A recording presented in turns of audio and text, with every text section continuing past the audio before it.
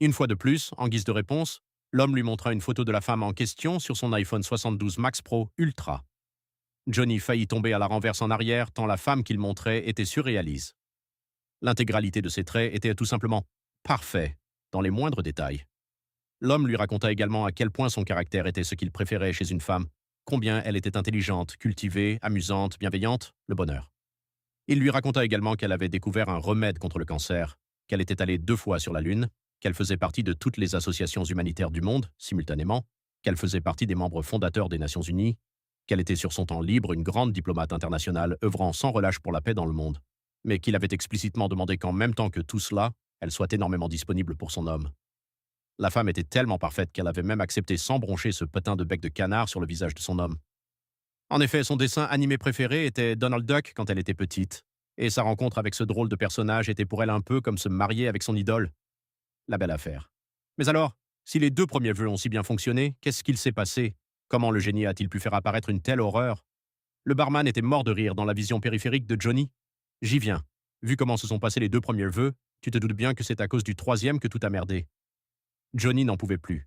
Il écoutait son interlocuteur lui raconter l'histoire depuis 1 heure et mourrait d'impatience de connaître le fin mot de l'histoire. C'est assez humain comme phénomène, l'impatience.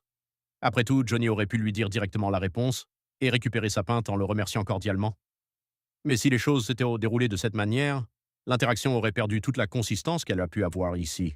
Tous les petits éléments intéressants disséminés au fil du récit trépignant du bonhomme. Au final, on est vachement bien à l'Esturgeon doré. On y est si bien qu'en réalité, l'impatience de Johnny n'est qu'une illusion. Il aurait pu rester assis sur ce tabouret bancal pendant toute la nuit. D'ailleurs, il s'agit du bar le plus renommé de la ville de Lalalilala, bien que cela ne saute pas forcément aux yeux. Rien que l'an dernier, il a presque augmenté son chiffre d'affaires de 50%, une véritable prouesse compte tenu du contexte économique actuel, en particulier pour les petits commerces dans son genre. À l'origine, il avait été créé simplement pour blanchir de l'argent. Son propriétaire était le chef d'une mafia locale et gagnait une quantité astronomique d'argent. C'est lors d'un contrôle inopiné du fisc que ce dernier se rendit compte que cette quantité d'argent était très louche et que sa personne commençait à éveiller les soupçons.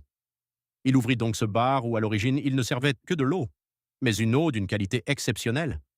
Tout droit issue du cœur d'un volcan terrible aujourd'hui endormi, elle était purifiée en suivant un rituel ancestral de la tribu des Pakalikataka, le peuple ancestral qui vivait depuis la nuit des temps sur l'un des flancs de la majestueuse formation volcanique.